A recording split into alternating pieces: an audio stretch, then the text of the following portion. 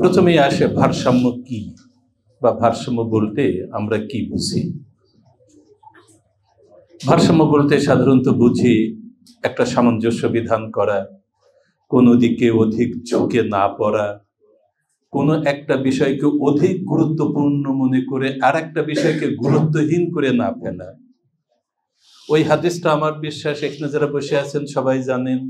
ওই 3 সাহাবী গল্প করছে, এখন থেকে আমি সারা রাত জেগে থাকি, ইবাদত করবো আর কি করবো না। আর একজন বলছেন যে আমি সারা বছর রোজা রাখবো। এই যে একজন এক একটা বলছেন, আল্লাহ রাসূল সাল্লাল্লাহু আলাইহি ওয়াসাল্লাম শুনে বললেন, তোমরা কিসের গল্প করো, আলাপ করো? তো উনি বললেন যে দেখো, আমি তোমাদের থেকে বেশি আল্লাহকে ভয় করি। আমি রাতে কিছু রাত জাগিও, কিছু রাত ঘুমাই, মাঝে মাঝে রোজা রাখি, মাঝে মাঝে রোজা রাখি না। এই যে ভারসাম্যের জায়গাটা, তো এক সাহাবী বলছেন যে আমি সারা বছর রোজা রাখবো। বললেন যে না, কষ্টকর হবে। তারপরে কমাইতে কমাইতে মনে হয় 15 দিন আসলেন। পরে শেষ জীবনে বলছেন, রাসূল আমাকে বলছিলেন তুমি মাসে 2 দিন রাখো। পরে বলছেন ঠিক আছে, সপ্তাহে 2 দিন রাখো। তো উনি পরবর্তী জীবনে বলছেন যে আসলে রাসূলের কথাটা মানাই আমার জন্য উত্তম হতো, এখন আমার জন্য খুব কষ্টকর হয়ে গেছে। তো আসলে ইবাদত বন্দেগী বলি আর দৈনন্দিন জীবন আচার বলি, সবকিছুর ভিতরে ভারসাম্য রাখা দরকার। আমাদের এত আমরা বন্দেগী বলতে আমাদের নিজস্ব কতগুলো ধারণা আছে। নামাজ, রোজা, কোরআন তেলাওয়াত, তাসবিহ, তাহলিল, এগুলো বন্দেগীর একটা স্বাভাবিক ধারণা আমাদের ভিতরে। কিন্তু আমরা যারা ইসলামী আন্দোলনের কর্মী, হ্যাঁ, এগুলোকে আমরা বন্দেগী নয় তা বলছি না, কিন্তু আমরা এর বাইরেও আরো অনেক কিছু বন্দেগী আছে। বিষয়টি কেমন, সে বন্দেগীগুলো কেমন? আমি ব্যবসা করি, ব্যবসার ক্ষেত্রে আমার বন্দেগীটাকে মেপে দেবার সময় যথাযথভাবে দিব, কম দিব না। নেবার সময় যথাযথভাবে নিব, বেশি নিব না। ভালোটার সাথে মন্দটা মেশায় বেশি দামে বিক্রি করব না। ক্ষতিকর কোনো পণ্য বিক্রি করব না, হারাম কোনো পণ্য বিক্রি করব না। ক্ষতিকর কোনো জিনিস মিশায় অথবা ক্ষতিকর নয় কিন্তু কম দামি একটা জিনিস বেশি দামি একটা জিনিসের সাথে মিলায়, পেঁপের বিচি শুকায় যদি আমি গোলমরিচের সাথে মিশায় বিক্রি করি, বাহ্যিকভাবে কিন্তু ধরা যাবে না, দুইটা চেহারা তো একই রকম হয়ে যাবে। ওটা তো হারামও বলতে পারছি না, কিন্তু আমি গোলমরিচ বিক্রি করছি, ওটা তো গোলমরিচ না। তো আমি যদি এইগুলো রক্ষা করে ব্যবসা করি, আমার এই ব্যবসাটা একটা ইবাদত, আমার এই ব্যবসাটা একটা বন্দেগী। আর আমার সামনে যারা বসে আছেন, জুতা কাপড় চোপড় পরা, যে সুন্নাহর যে নিয়ম আছে, খোলার সুন্নাহর যে নিয়ম আছে, সেটা যদি আমরা অনুসরণ করি সুন্নাহকে বিবেচনায় রেখে, তাহলে সবই আমাদের বন্দেগী, সবই আমাদের ইবাদত। ফলে একজন মুসলমানের জীবনের প্রতিটি কাজই ইবাদতের অংশ, যদি আমরা সেটা সুন্নাহর কথাটাকে বিবেচনায় রেখে, স্মরণে রেখে, সেই আমলের কথাটাকে নিয়াতে রেখে। কারণ আমরা সবাই জানি আমাদের কাজের গ্রহণযোগ্যতা নির্ভর করে আমাদের নিয়াতের উপরে, ইন্নামাল আমালু বিন্নিয়াত, এটা আমরা সবাই জানি। ফলে এখানে আর কোট করার এত জরুরি কিছু নাই। তাহলে আমাদের আমলের ফলাফল নির্ভর করে আমাদের নিয়াতের উপরে, আমাদের উদ্দেশ্যের উপরে। আমরা যদি মনে করি পাঞ্জাবিটা পড়ছি, ডান হাতে পড়ছি, এটা রাসূল সাল্লাল্লাহু আলাইহি ওয়াসাল্লামের সুন্নাহ, তাহলে আমার এটা পড়াও হলো, সুন্নাহ তো আদায় হলো। কিন্তু আমি যদি বেখেয়ালে পড়ি, ওটা বিবেচনায় না রেখে পড়ি, তাহলে তো সুন্নাহ আমলের সওয়াবটা পাবো না। তাহলে আমাদের ভারসাম্যের জায়গাগুলো হচ্ছে রাসূল সাল্লাল্লাহু আলাইহি ওয়াসাল্লামের ওই হাদিসটা, যে উনি আমাদের থেকে সব থেকে বেশি আল্লাহকে ভয় করতেন। উনি মাঝে মাঝে রাত জাগতেন, কিছু রাত জাগতেন, কিছু রাত ঘুমাতেন। উনি স্ত্রীদের সাথে সময় দিতেন। উনি কখনো রোজা রাখতেন, কখনো রোজা রাখতেন না কোনো কোনো দিন। তো আমরা এই ধারণাটাকে আমাদের জীবনের সব ক্ষেত্রে আমরা নিয়ে যাব। এখন আমার সামনে যারা বসে আছে সবাই ছাত্র। ছাত্র হিসেবে ছাত্রের প্রথম কর্তব্য তার লেখাপড়া। এখন লেখাপড়ার সাথে আমরা আবার একটা ইসলামী সংগঠনের সাথে যুক্ত আছি। ইসলামী সংগঠনের সাথে যুক্ত থাকার কারণে, এবং এখানে যারা সবাই দায়িত্বশীল, এখানে থাকলেও দায়িত্বশীল, না থাকলেও দায়িত্বশীল, যিনি কর্মী ভাই তিনিও একজন দায়িত্বশীল, আমরা সবাই দায়িত্বশীল। উনি বেলাল ভাই কেন্দ্রীয় সভাপতি, উনি সারা দেশের দায়িত্ব পালন করতেছেন। আপনি উত্তরার একটা মাদ্রাসার দায়িত্ব ছিল, আপনি সেখানকার দায়িত্ব পালন করতেছেন। আপনার আর একজন সহযোগী ভাই, তিনি হয়তো একটা প্রশিক্ষণ বিভাগ দেখতেছেন, প্রকাশনা বিভাগ দেখতেছেন, বা সাংগঠনিক বিভাগ দেখতেছেন, অফিস বিভাগ দেখতেছেন, তিনি ওইটুকুর দায়িত্বশীল। অর্থাৎ আমরা দায়িত্বের বাইরে কেউ নেই, ছোট জায়গার হোক আর বড় জায়গার হোক, আমরা সবাই দায়িত্বশীল, আমরা সবাই দায়িত্ব পালন করছি। এখন এই দায়িত্ব পালনের সাথে আমাদের লেখাপড়ার একটা সামঞ্জস্য বিধান করা উচিত, ভারসাম্য বিধান করা উচিত। এত বেশি সাংগঠনিক কাজে ব্যস্ত হয়ে গেলেন, পড়াশোনা করার সুযোগ পাইলেন না ঠিক মতো, 3 বার ফেল করার পর 4th বার পাশ করলেন, আপনাকে আমরা ভালো দায়িত্বশীল বলবো না, কেউই ভালো দায়িত্বশীল বলবেন না, কারণ আপনি নিজের প্রতি দায়িত্ব পালন করেন নাই। এটা আপনার জন্য কোনো ভালো কাজ হলো না। আমরা আন্দোলন করি ছাত্র জীবনের এই কয়দিনকার জন্য না, যত যাই বলেন না কেন, ছাত্র জীবন একটা নির্দিষ্ট সময় পরে শেষ হয়ে যাবে।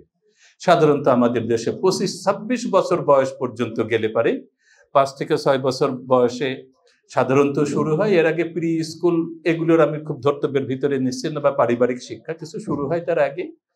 তো ধরেন যে একাডেমিক লেখাপড়া সর্বোচ্চ থাকে আমাদের 15-16 বছর। এই 15-16 বছর আর 5-6 বছরে শুরু করি 20-22 বছর আমি আমার জেনারেল লাইনের কথা বলছি, নানান ধরনের লস এটা ওটা থাকে, তো সব মিলে হয়তো বছর 25-এর ভিতরে আমাদের ছাত্র জীবনের একাডেমিক যে ছাত্র জীবন, প্রাতিষ্ঠানিক যে ছাত্র জীবন, এটা শেষ হয়ে যায়। হায়াতের মালিক আল্লাহ, আল্লাহ আমাদের কার কতদিন হায়াত দিয়ে পাঠাইছেন এর তালিকা আমাদের কারো কাছে ধরিয়ে দেওয়ার নেই, এটা আল্লাহর কাছেই রাখা আছে। তবুও তো আমাদেরকে আগামীকাল নিয়ে ভাবতে হয়। আমি আগামীকাল বাঁচবো কিনা জানি না, কিন্তু ভাবতে হয় আমাদের আগামীকাল নিয়ে, আমাদের ক্যারিয়ার নিয়ে ভাবতে হয়, যে আমার এই পরে আমি কি করব, এটাই নিয়ে আমাদের ভাবতে হয়। এখন লেখাপড়া যখন করছে, আপনার যদি একাডেমিক অর্জনটা, লেখাপড়ার অর্জনটা যদি ভালো হয়, সেটা যে লাইনেই হোক, সাধারণ শিক্ষায় হোক, মাদ্রাসা শিক্ষায় হোক, যে জায়গায় হোক, যদি ভালো হয়, তাহলে আপনার সার্টিফিকেটটা একটা ওজনদার সার্টিফিকেট হবে। ব্যাপারটা হচ্ছে কি, যে নাম্বার বেশি পাইলে ভাল লাগে, কিন্তু টান বেশি পাইলে সবসময় ভাল লাগে না। 3rd ডিভিশন 3টা টান, 1st ডিভিশন 1টা টান, তো সবসময় টান বেশি থাকলে তো ভাল লাগে না, তাই না? কোনো কোনো সময় কম থাকলে সেটাই ভালো লাগে। বললাম যে কি পাইছো তোমার রেজাল্ট কি? 1st ডিভিশন উইথ 2 বডিগার্ডস, মানে একটা 1 আর 2 পাশে আরো 1 করে 2 জন দাঁড়াইছে। আসলে তো 3rd ডিভিশন, বলতেছে 1st ডিভিশন উইথ 2 বডিগার্ডস, তার সাথে 3rd ডিভিশনের সাথে 2 জন বডিগার্ড আছে। এই বডিগার্ড আমরা সবসময় চাই না, এটা প্রত্যাশিত না। তা এখন কথাটা হচ্ছে, আমরা মনে করি আমরা আমাদের এই আন্দোলন জীবনব্যাপী আন্দোলন, ছাত্র জীবনের একটা শেষ আছে। এই ছাত্র জীবনের পরেও আমি আন্দোলনে থাকবো, আমি এই কর্মে থাকবো, এর সাথে যুক্ত থাকবো, ধারার সাথে যুক্ত থাকবো। যদি ধারার সাথে আমাকে যুক্ত থাকতে হয়, তাহলে আমাকে একটু সম্মানজনকভাবেই থাকতে হবে, নিজের সম্মানজনক অবস্থানে যাবারই চেষ্টা করতে হবে। তা না করে আপনি সংগঠনের প্রতি খুব বেশি ডিভোটেড হয়ে গেলেন, কিন্তু একাডেমিক দিক দিয়ে বেশি আগাইতে পারলেন না। একটা সময় আপনি কিন্তু আপনার নিজের কাছে, পরিবারের কাছে, এমনকি সংগঠনের কাছেও বোঝা হয়ে যাবেন।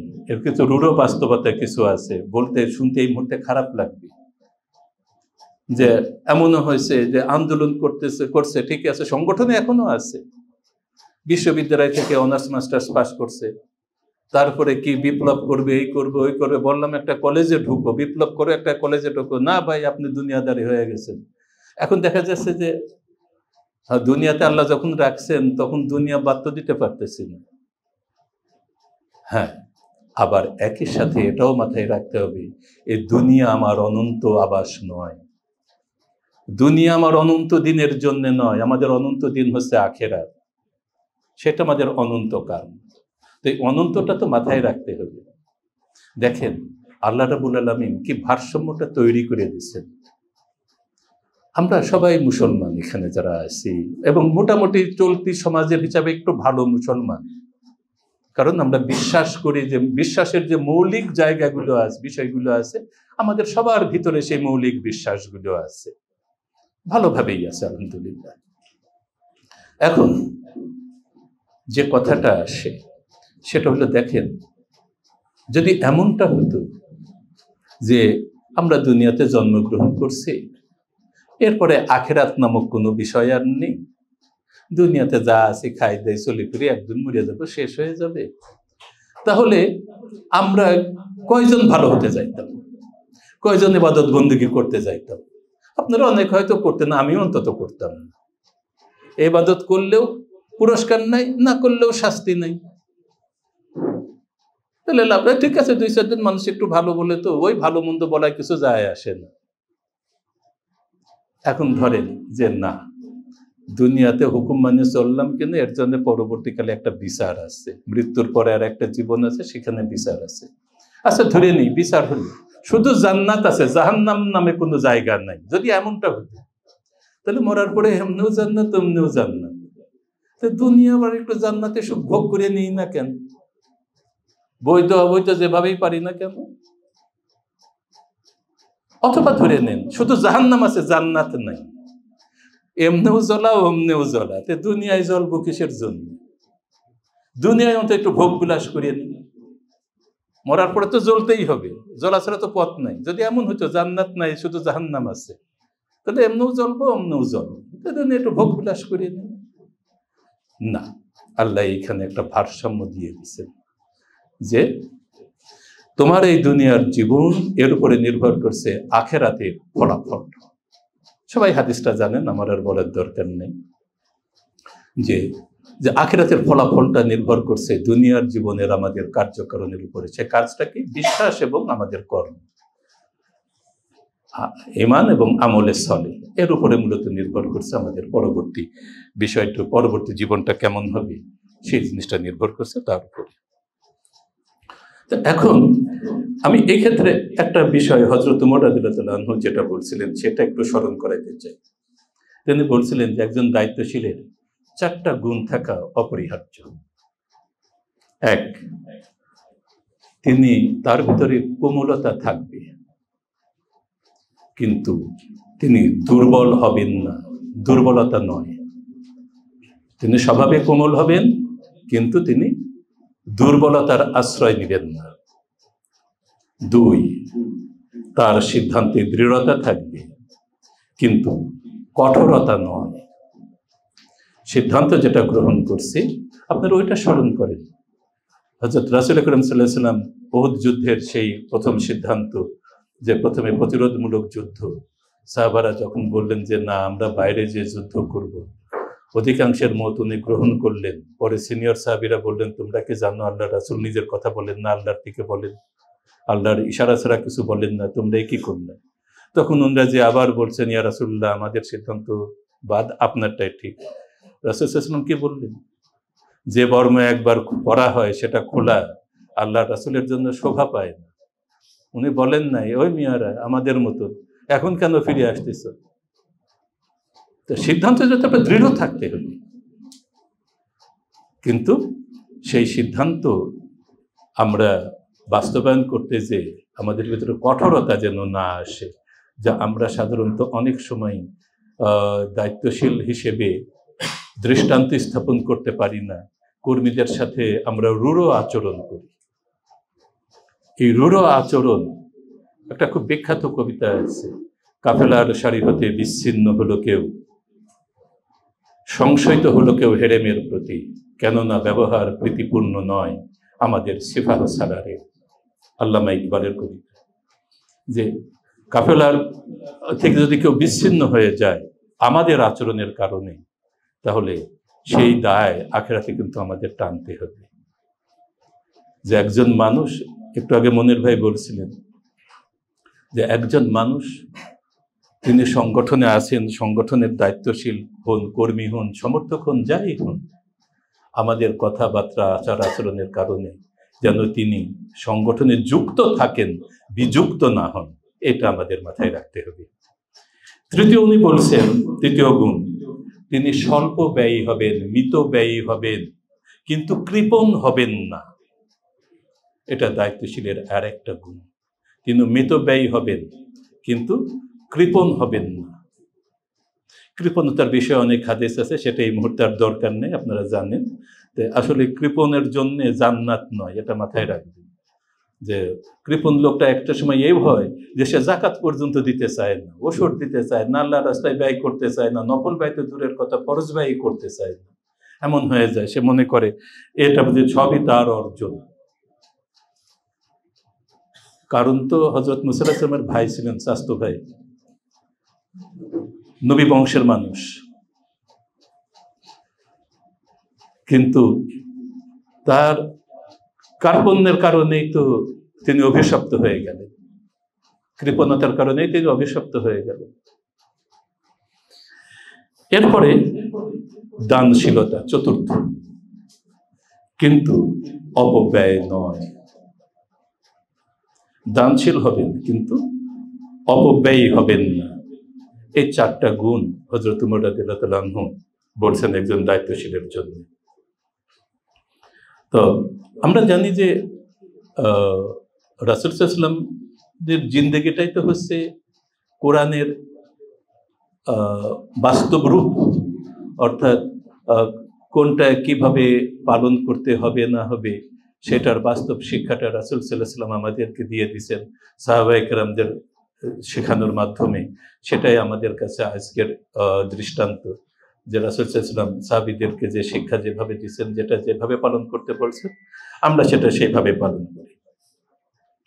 এখানে রাসূল সাল্লাল্লাহু আলাইহি ওয়াসাল্লামের যে বিষয়গুলো আছে আমাদের জন্য যা শিক্ষা, তা হচ্ছে একটা বিষয় হলো নিয়তের একনিষ্ঠতা। মাঝে মাঝে আমরা যদি অনেক দোদুল্যমানতায় ভুগি, যাব কি যাব না, করব কি করব না, হবে কি হবে না, কি হবে, এই যে এত বিশাল ব্যাপার, সরকারি ছাত্র সংগঠন একটা জেলা থেকে যা বের হয়, আমাদের একটা বিভাগ থেকে তা আনতে পারি না, কি হবে, কি হবে, ফল আমার আপনার ধরার দরকার নেই। হযরত ইব্রাহিম আলাইহিস সালামকে নমরুদ অগ্নিকুণ্ডে নিক্ষেপ করছে, এটা সবাই জানেন। সে অগ্নিকুণ্ড তো ছোটখাটো ছিল না, একটা বিশাল ফুটবল মাঠের মতন মাঠ, সেখানে বারুদ, নানান ধরনের দাহ্য পদার্থ, যেগুলো কঠিন দাহ্য পদার্থ, সেগুলো একত্রিত করে আগুন ধরায় দিয়ে তার ভিতরে ফেলে দেওয়া হয়েছে। ওনারে ফেলা হয়েছে কিভাবে? কপি কলে ফেলানো হয়েছে। এমন না যে ওনারে কোলে করে নিয়ে যে আগুনের ভেতর বসা আসছে, তা তো না, আগুন ধরায় দিয়ে কপি কল দিয়ে ওনারে ছড়িয়ে ফেলছে। টিকটিকিতে বহু দূর থেকে, কয়েক মাইল দূর থেকে ফুঁ দেশে, আগুন আর একটু চেতুক, ইব্রাহিম আর একটু পুরুক। আর ব্যাঙে বহু দূর থেকে প্রস্রাব করছে যে আগুনটা নিভে যাক, ব্যাঙের প্রস্রাবেও আগুন নেভে নাই, টিকটিকের ফুঁতেও আগুন চেতে নাই। দুইজনের নিয়াত তো পরিষ্কার হয়ে গেছে, দুইজনের নিয়াত সাফ হয়ে গেছে যে আসলে আমার নিয়াতটা কি। যখন আপনি একটা দিনই প্রোগ্রামে যাচ্ছেন, এই নিয়াতে বাসা থেকে যখন বের হচ্ছেন, আপনার জন্য আমল নামায় কিন্তু সওয়াব যুক্ত হতে থাকছে। ফেরেশতারা আপনার জন্য দোয়া করা শুরু করে দিয়েছে, আপনার মাপের জন্য গুনাহ মাপের দোয়া শুরু করছে, আপনার সওয়াবের জন্য, কল্যাণের জন্য, জান্নাতের জন্য দোয়া শুরু করছে। আপনি পৌঁছাইতে পারেন না পারেন, আপনি কিন্তু এই নিয়াতের কারণে আপনি বরকত পেয়ে গেলেন, এই সওয়াব পেয়ে গেলেন। তো এই কারণে আমাদের এই নিয়াতের বিষয়টা খুব স্পষ্ট থাকা উচিত, নিজের কাছে স্পষ্ট থাকা উচিত। কি কি আসবে না আসবে, কি কি হবে না হবে, এটা আমার আপনার বিবেচ্য বিষয় নয়, এটা আল্লাহর সিদ্ধান্ত, আল্লাহর ফয়সালা, যেটা হবার হবে। আপনি আন্দোলনের সাথে থাকবেন। আন্দোলন কতক্ষণ থাকবেন? যতক্ষণ আন্দোলন কোরআন এবং সুন্নাহর উপরে থাকবে। দায়িত্বশীলরা যতক্ষণ কোরআন সুন্নাহর সরাসরি লঙ্ঘন না করবে, কোরআন সুন্নাহর উপরে থাকবে। হ্যাঁ, জাগতিক অনেক বিষয় যেগুলো কোরআন সুন্নাহ সরাসরি আমরা পাবো না, দেখতে হবে সরাসরি কোনো হারাম কাজে, অবৈধ কাজে লিপ্ত হলো কিনা সংগঠন, সেগুলো বিবেচনা অবশ্যই রাখবেন। আপনি আমার জান্নাতি কাজের সহযোগী হবেন, জাহান্নামী কাজের তো সহযোগী হবেন না। দেখেন, আমরা যদি জানি এই দোকানে চোরাই জিনিস বিক্রি হয়, ওই দোকান থেকে কিছু কেনা আমাদের জন্য জায়েজ হবে না, কারণ আমরা তাহলে চুরির সহযোগী হয়ে গেলাম।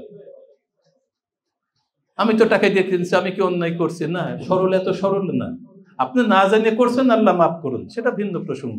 কিন্তু আপনি যদি জানেন এই দোকানে চুরাই মাল বিক্রি হয়, অনেক সময় দেখবেন গাড়ি থেকে তেল চুরি করে ড্রাইভাররা বিক্রি করে, ওই তেল আবার কম দামে ওরা বিক্রি করে।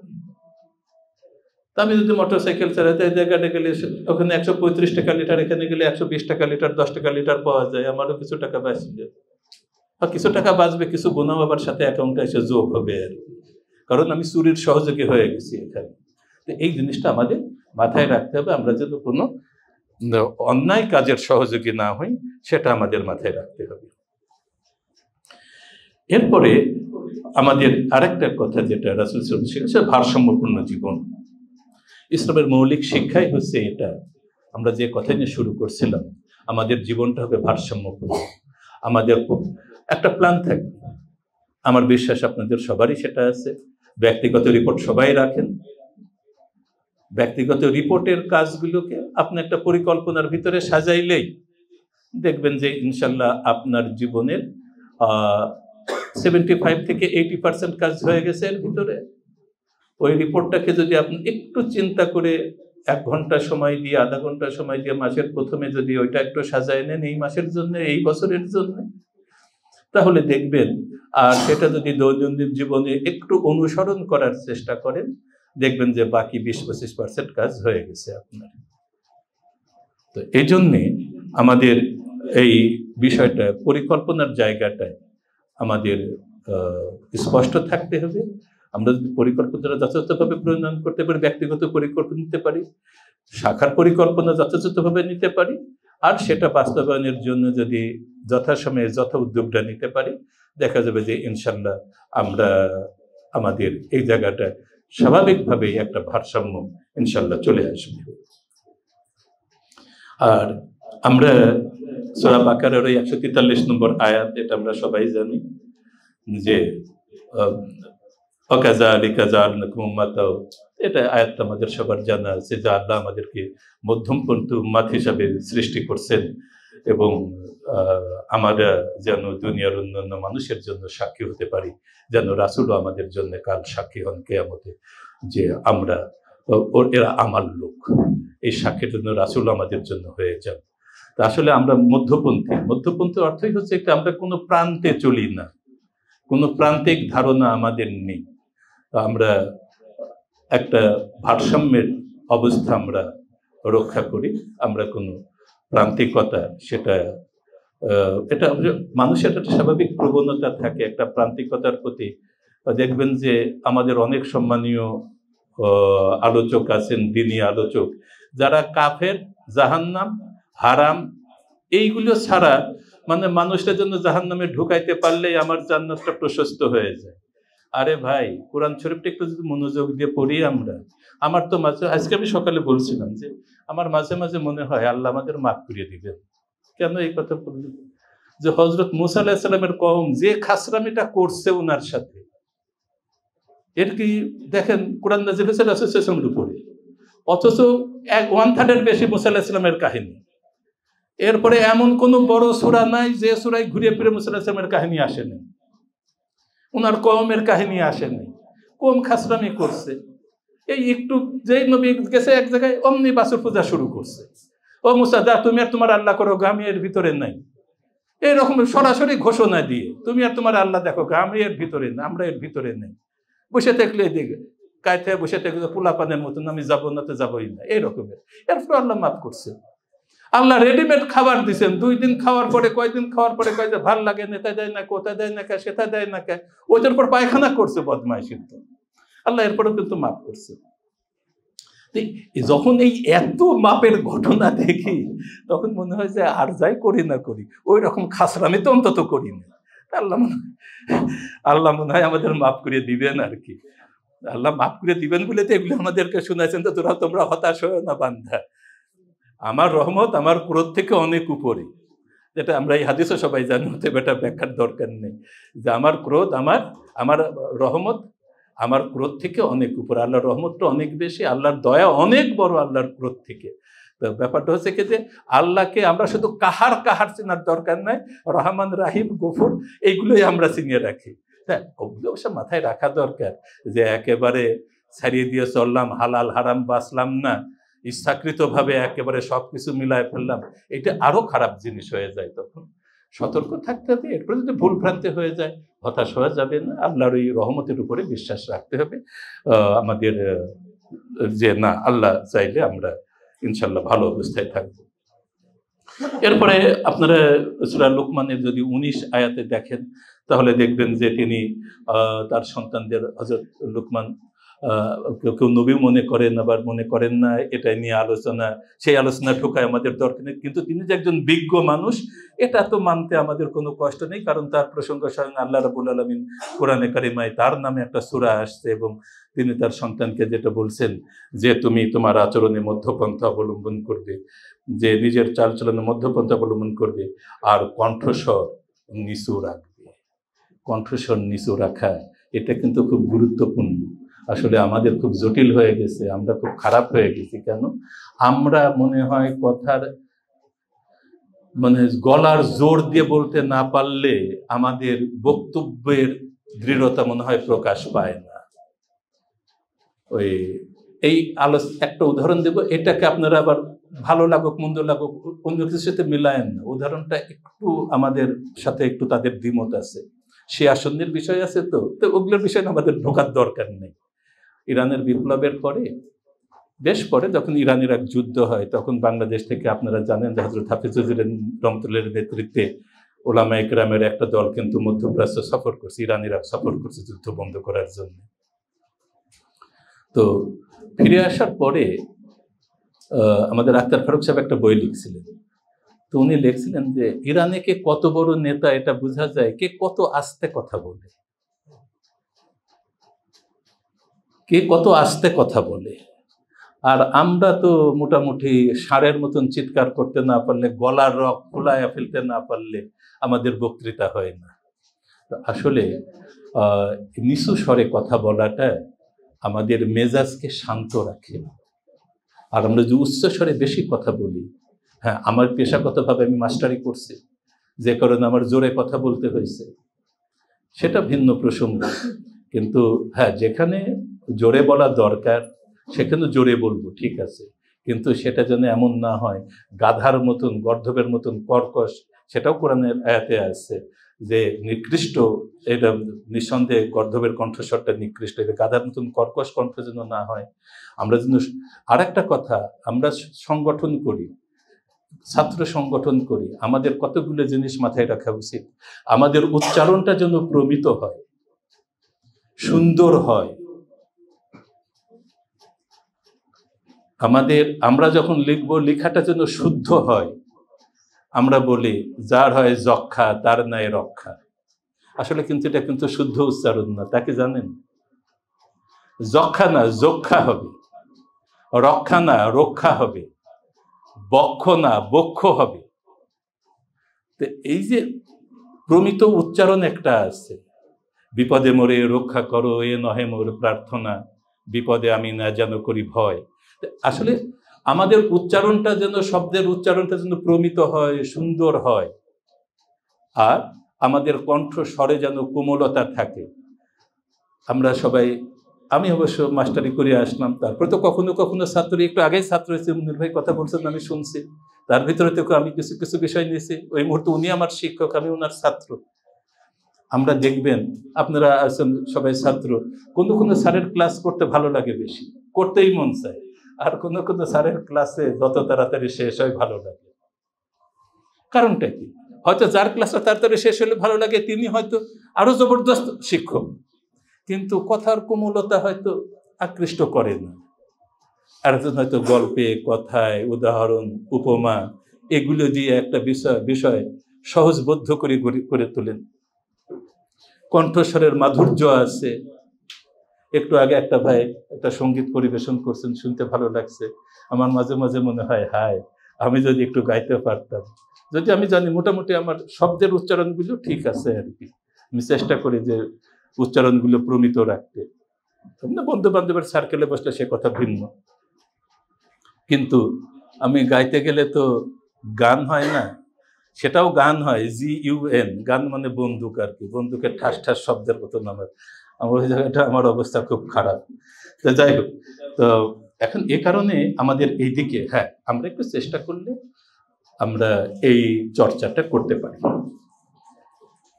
আর একই সাথে আমাদের মনে রাখা দরকার যে সূরা বনী ইসরাঈলের 23 আয়াতে যেমন আল্লাহ বলছেন, তোমার মালিক আদেশ করছেন তোমরা তাকে বাদ দিয়ে অন্য কাউকে ইবাদত করো না, এবং তোমরা তোমাদের পিতামাতার সাথে সদ্ব্যবহার করো। তাদের একজন কিংবা উভয় যদি তোমরা জীবদ্দশায় বার্ধক্যে উপনীত হয়, তাহলে তাদের সাথে বিরক্তিসূচক কিছু বলো না, এবং কখনো তাদের ধমক দিও না, তাদের সাথে সম্মানজনক ভদ্রজনিত কথা বলো। আমরা এটার আর ব্যাখ্যার দরকার নেই। আমরা এও জানি যে বাবা মা যদি আমাকে শুধু শিরক করার মতন কোনো কাজের আদেশ দেন, সেই কাজটা আমি করব না, কিন্তু সেটাও সুন্দর আচরণের মাধ্যমে আমি সেই কাজ থেকে দূরে থাকব, এবং তাদের প্রতি জাগতিক কোনো দায় দায়িত্ব পালন করতে আমি কার্পণ্য করব না। এটা কিন্তু আল্লাহ আমাদের শিক্ষা দিয়েছেন যে না, তাদেরকে আমরা ত্যাগ করতে পারবো না, তাদের প্রতি আমাদের যে দায়িত্ব আছে সেটা পালন করতে হবে। শুধু ওই যে শিরক সংক্রান্ত যে বিষয় আশয়গুলো আছে এই বিষয়গুলো থেকে আমরা দূরে থাকবো, কিন্তু তাদের যে জাগতিক যত প্রয়োজন আছে আমি না খেয়ে হলেও তাকে আমার খাওয়াইতে হবে। এরপরে আরেকটা বিষয় আছে যে এই যে আমরা এই হাদিসও সবাই জানি, সে আমার দলভুক্ত নয় যে বড়কে শ্রদ্ধা আর ছোটকে স্নেহ করে না। আর একটা জিনিস মনে রাখবেন সবসময়, যে ধরেন আপনার সাথে আপনার আর একজনের তর্ক হলো, ঠিক আছে, তোমার সাথে কথা বন্ধ করার সিদ্ধান্ত নেবার এখতিয়ার কোনো মুসলমানের নাই, এটা আমরা সবাই জানি। যে একজন মুসলমান যদি আর একজন মুসলমানের সাথে কথা বলবে না এই সিদ্ধান্ত নিয়ে যদি 3 দিন অতিবাহিত হয়, আর এর ভিতর মৃত্যু হলে তার ইমানের উপরে মৃত্যু হয় না, এই হাদিস আমরা সবাই জানি। ব্যাখ্যায় আসছে 3 দিন না, যদি আমি সিদ্ধান্ত নিই যে আমি কথা বলবো না ইমরান ভাইয়ের সাথে, মরিয়া গেলেও কথা বলবো না, 3 ঘন্টার পরেও যদি আমার মৃত্যু ঘটে, তাহলে ওইটা আমার উপরে এইভাবে কার্যকর হবে। আমি যখন শিক্ষকতার জীবনে আসলাম, ওই কথাটা সার্বক্ষণিক আমার মাথার ভিতরে রাখছি। স্যার কি বলছিলেন? স্যার বলছিলেন যে দেখো, আমিও সারা রাত ঘুমাতে পারি নাই। আমার মনে হলো তুমি আমার ছাত্র, আমি তোমার শিক্ষক, আমি যদি মেজাজের ভারসাম্য রাখতে না পারি, তুমি কি করে মেজাজের ভারসাম্য রাখবা? আমি যখন স্যার হলাম, আমার কলেজে আমার খুব নাম ছিল যে মেজাজি শিক্ষক হিসাবে, কিন্তু আমি ততক্ষণ মেজাজি যতক্ষণ ভিতরে ঠান্ডা, আর যখন বুঝে গেছি ভিতরে গরম হয়ে গেছি, আস্তে করে ওই জায়গা থেকে সরিয়ে গেছি। কারণ আমি জানি যে আমি ভিতরে মেজাজি হয়ে, ভিতরে মেজাজের সময় যদি বাইরে মেজাজ করি, তাহলে ভাষা ঠিক থাকে না, হাতের ঠিক থাকে না, অনেক কিছু তখন হয়ে যায়, তখন দেখা যায় উল্টা আবার আসামি হওয়া লাগে। তো এখন ধরেন কথার কথা এক্স ভুল করছে, আমি যদি বলি এক্স একটা অন্যায় করছে, সেটা এক কথা। যদি আমি যদি ধরেন আপনি আমার প্রিন্সিপাল, স্যার এক্স একটা শুয়োরের বাচ্চা আমার সাথে ভুল করছে, স্যার এই আচরণ করছে, তো উল্টা তো আমি এবার অভিযুক্ত হয়ে গেলাম না? এক্স আমার সাথে এই বেয়াদবিটা করছে এটুকু বললে তো আমি জিতিয়ে গেছি। আর যদি এক্স শুয়োরের বাচ্চা হারামজাদা এটা ওটা সেটা আমার সাথে এইটা করছে, এবার তো উল্টা আমি তো আসামি হয়ে গেলাম এইবার, তাই না? তো এই কথাগুলো কিন্তু মাথায় রাখবেন, যে অভিযোগ করবেন এমন ভাষায় যেন নিজে অভিযুক্ত হয়ে না যান। অনেক সময় আমরা অভিযোগ করতে যে অভিযুক্ত হয়ে যাই, এমন ভাষা প্রয়োগ করি। আমাদের আমিরে মজলিসের কাছে একটা ঘটনা শুনছিলাম, খুব জবরদস্ত আলেম। উনি বলছেন যে হুজুর, মানে এটা হচ্ছে ওই হাটহাজারি তো না, ওই চিটাগঙ্গের ওই কক্সবাজার রুটে ওইটা খুব বড় মাদ্রাসা একটা আছে, পটিয়া, ওই জায়গার ঘটনা। তো ওখানে সদর হুজুরের কাছে অনেক আগের কথা আর কি, সে সব বলছে যে হুজুর ওনার নামে উনি এই অন্যায়টা করছে। তো উনি বললেন যে ঠিক আছে, অভিযোগ কার কার? আমাদের সবার। ঠিক আছে, যাদের অভিযোগ তারা এক পাশে দাঁড়াও। তারা এক পাশে সব দাঁড়ায় গেল। ঠিক আছে, অভিযোগ গ্রহণ করা হলো। এই অভিযোগের সাক্ষী কে কে? সাক্ষী তো নতুন লোক নাই অন্য পাশে, সব একদিকে অভিযোগকারী হয়ে গেছে। তো কইছে কি যে আমরাই সাক্ষী। হ্যাঁ, তোমরা তো অভিযোগকারী আর সাক্ষী তো এক ব্যক্তি হবে না, অতএব মামলা খালাস। ব্যাপারটা বুঝতে পারছেন? অভিযোগ করছি আমরা, তাহলে অভিযোগ তো সাক্ষীতে প্রমাণ করতে হবে না? কারণ সাক্ষী দেওয়ার মতন লোক নাই, আবেগে সবাই অভিযোগকারী হয়ে গেছি। ঠিক আছে, এখন সাক্ষী আর নাই, তা সাক্ষী না থাকলে আর বিচার হয় না। তো ঠিক আছে, অপরাধী খালাস। তো ব্যাপারটা হচ্ছে যে এই বিষয়গুলো হুঁশগুলো রাখা লাগবে, যে অভিযোগকারী সবাই হলাম, সবাই বাদী হয়ে গেলাম, এরপরে সাক্ষী আর কেউ নাই, বাদী আর সাক্ষী তো এক ব্যক্তি হবে না। আর আমরা এমন কোনো ভাষা ব্যবহার করব না যে ভাষা ব্যবহারের কারণে উল্টা আমরাই অভিযুক্ত হয়ে যাই। তো এই জিনিসটা মাথায় রাখতে হবে। এরপরে সামাজিক আচরণের ক্ষেত্রে যে আত্মীয় স্বজন, প্রতিবেশী, বন্ধু বান্ধব যা আছে, যে সামাজিক অনুষ্ঠান, বিয়ে, শাদী, জানাজা যা আছে, সবকিছুতেই আমাদের তাদের সাথে অংশ নেওয়া, তাদের সহযোগী হওয়া। অবশ্যই মনে রাখতে হবে যে আমাদের আজকাল আবার বিয়ে শাদীর অনুষ্ঠানগুলো সবকিছু আবার জায়েজের সীমার মধ্যেও থাকে না সব সময়, সেগুলো মাথায় রাখতে হবে। রেখে যেটাই যতটুকু পারেন থাকবেন, না পারলে সেখান থেকে দূরে থাকবেন, এই বিষয়গুলো মাথায় রাখা। এরপরে আরেকটা বিষয় হচ্ছে যে এটা সবাই জানি আমরা, আমরা এই আলোচনা আমাদের খুব মৌলিক আলোচনা, দোষ খুঁজে না বেড়াইনো মানুষের। আসলে দোষ খুঁজে বেড়ানো আমাদের চিন্তার ভারসাম্যকে নষ্ট, আমাদের চিন্তার ভারসাম্য। একটা কথা সবসময় মনে রাখবেন, আপনি যদি ক্ষমাশীল হন, মিনাজ ভাই আমার সাথে এই আচরণটা করলে এটা কি ঠিক হয়েছে? আচ্ছা ঠিক আছে, কোন খেয়ালে ছিল না ছিল, আল্লাহ উনাকেও মাফ করুক, আমাকেও মাফ করুক, আপনি মাথা থেকে ঝাঁটে ফেলাইয়া দিলেন। আপনার আমি কোনো বিষয় থাকলাম না, আমার জন্য একটু দোয়া করলেন, আল্লাহ উনাকেও মাফ করুক, আমাকেও মাফ করুক, আপনি ফ্রেশ হয়ে গেলেন। না, এই কথা বলছে, এর একটা পাল্টা কথা শুনানো লাগবে, পাল্টা জবাব দেয়া লাগবে, পাল্টা ব্যবস্থা নেওয়া লাগবে। এই আপনার চিন্তার ভিতরে মিনাজ ভাইয়ের কি করে সাইজ করবেন এটাই ঘুর ঘুর করতেছে। আপনার সৃজনশীলতা শেষ, আপনার লেখাপড়া শেষ, আপনার সাংগঠনিক কাজকর্মের কি আছে সেগুলো শেষ। মিনাজ ভাই আপনার চিন্তার কেন্দ্রে ঢুকে যায়, মিনাজ ভাইয়ের সাইজ করবেন, এটা নিয়ে আপনার চিন্তা চলতেছে। তার মানে যে সময়টুকু আপনি সৃজনশীল কাজ করতে পারতেন, সৃজনশীল চিন্তা করতে পারতেন, দুইজন কর্মী ভাইয়ের সাথে যোগাযোগ করতে পারতেন, সে কিছুই হলো না। মিনাজ ভাইয়ের সাইজ কি করবেন না করবেন, আল্লাহ যদি কিছু বরাদ্দ রাখে করতে পারবেন, না রাখলে তো করতে পারবেন না। মাঝখান দিয়ে কি হলো, নিজের চিন্তা, নিজের সময়, নিজের শ্রম এগুলো নষ্ট হলো। আর এর থেকে ক্ষমা করে ছাড়িয়ে দেন, আপনিও বাঁচবেন, মিনাজ ভাইও বেঁচে গেল। ক্ষমা একটা বড় গুণ। এই হাদিস আমরা সবাই জানি, রাসূল সাল্লাল্লাহু আলাইহি ওয়াসাল্লাম বলছেন এক সাহাবীকে দেখে 3 দিন যে জান্নাতি জান্নাতি জান্নাতি। তো ঠিক আছে, সে এমন কি আমল করে, দেখবেন না, সে তো রাত্রে এসে খেয়ে দেয়া ঘুমায়, এমন কোনো বিশেষ কোনো আমল নাই। পরে জানা গেল, জিজ্ঞাসা করলে যে না, আমার তো কোনো আমল নাই, তবে আমি একটা কাজ করি, আমি দৈনিক রাত্রে শোবার সময় সবার মাফ করিয়ে দিই, আমার সাথে যার যা কিছু হয়েছে ন্যায় অন্যায় আমি সবার মাফ করিয়ে গিয়ে ঘুমাই। তো এই মাপের ক্ষমার বিষয়গুলো খুব গুরুত্বপূর্ণ। তাহলে দেখবেন যে আপনার মাথার ভিতরে ওই প্রতিহিংসা পরায়ণতা থাকবে না, একটা ক্ষমাশীলতার গুণে আপনি গুণান্বিত হবেন। আর এর বড় লাভ হবে, আমার আপনার দ্বারা যখন কোনো অন্যায় হয়ে যাবে, ইনশাল্লাহ আমরা যদি আল্লাহর আর 10 জন বান্দাকে মাফ করিয়ে দিই, আল্লাহর ওই বান্দার কাছ থেকে আমাদেরও মাফ পাবার ব্যবস্থা আল্লাহ একটা ইনশাল্লাহ করিয়ে দিবেন। অনেক সময় আমরা হয়তো মাফ চাওয়ার সুযোগও পাই না, অথবা আমি যে আপনার সাথে একটা খারাপ আচরণ করছি, এটা হয়তো আপনার কাছে খারাপ লাগছে, আমি হয়তো এটা সচেতন ভাবে করি নাই, আপনার কাছে খারাপ লাগছে।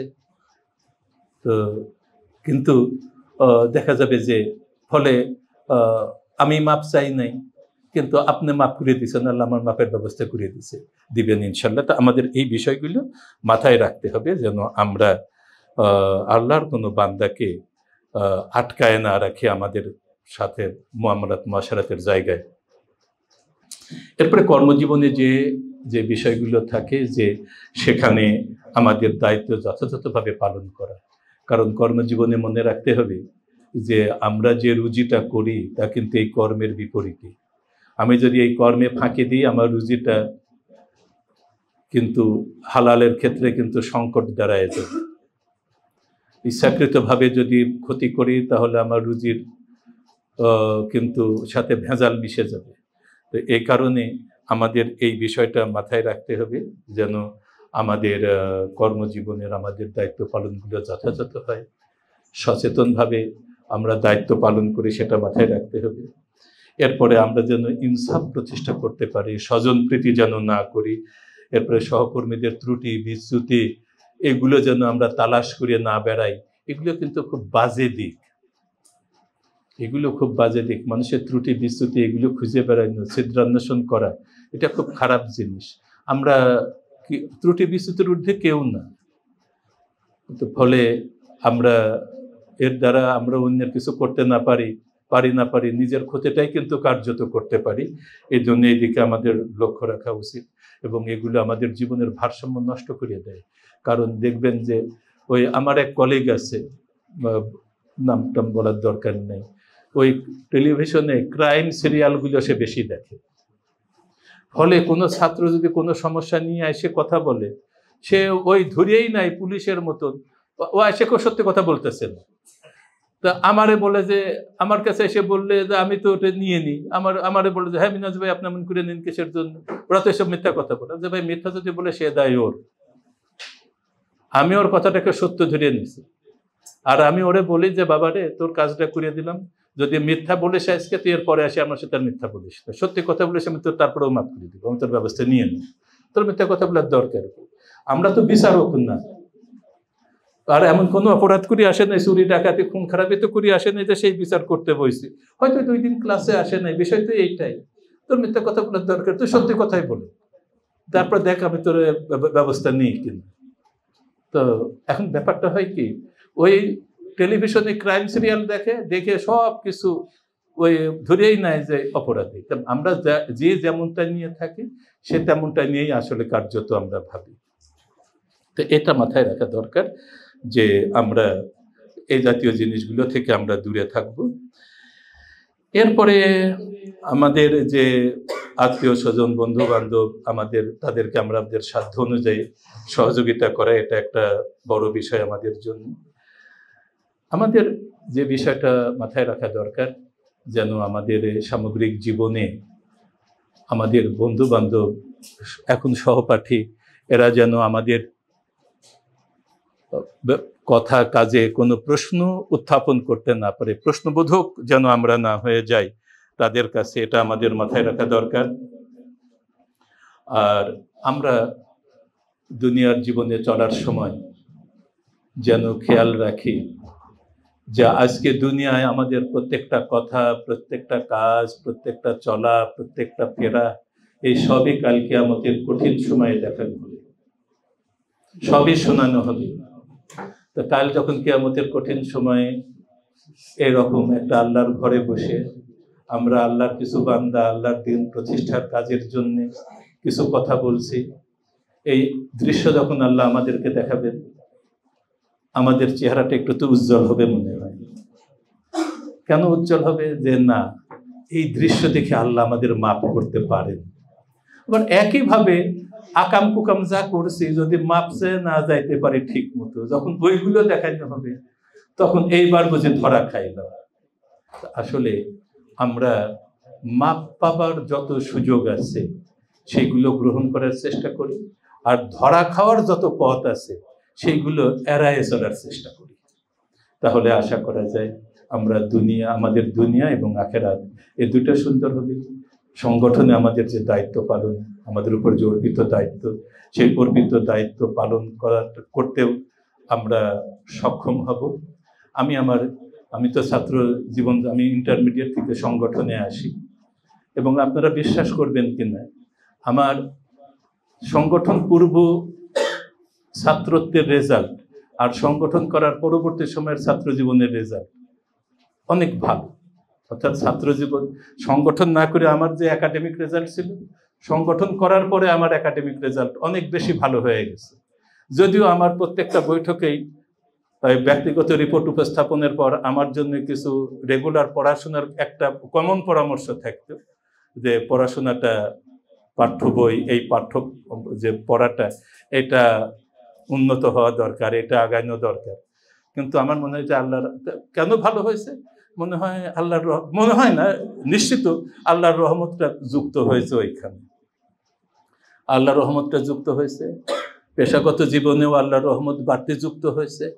না হলে পরে আমার একাডেমিক অ্যাচিভমেন্ট দিয়ে ঢাকা সিটি কলেজের মতন কলেজে আমার শিক্ষক হতে পারার কথা না, কিন্তু আল্লাহ আমার সে ব্যবস্থা করিয়ে দিয়েছেন, আল্লাহর রহমত দিয়ে সেগুলো আসছে। তো আসলে সংগঠনের কাজে একটু আন্তরিক হই সবাই আল্লাহর সন্তুষ্টির জন্যে, তাহলে দেখবেন ইনশাআল্লাহ আল্লাহর রহমত আমরা প্রাপ্য হব। আবার একই সাথে আমরা সাংগঠনিক যে আমাদের যে অন্যান্য যে কাজগুলো আছে সেগুলো যথাযথভাবে করার চেষ্টা করব। তা আল্লাহ সুবহানাহু ওয়া তাআলা আমাদেরকে কবুল করুন। আসলে একজন মুমিনের জীবন কার্যত ভারসাম্যের জীবন, সেই ভারসাম্যটা রক্ষা করা আমাদের সবার দায়িত্ব। আমরা যেন কোনো দিকে বেশি হেলে না যাই, প্রান্তিকতায় যেন আমরা আচ্ছন্ন না হই, কথায় কথায় মানুষকে কাফের মুরতাদ বানায় না ফেলি। বরং যখন এইসব কথা মাথায় বেশি আসবে, ওই মুসা আলাইহিস সালামের কওমের কথা বেশি বেশি স্মরণ করবেন, তাহলেই বুঝবেন যে এইরকম কওমরেও এত ইসের পরেও আল্লাহ তাদেরকে কতবার মাফ করছে। ভারসাম্যের এই বৈশিষ্ট্য যেন আমরা অর্জন করার চেষ্টা করি। আল্লাহ সুবহানাহু ওয়া তাআলা আমাদেরকে কবুল করুন।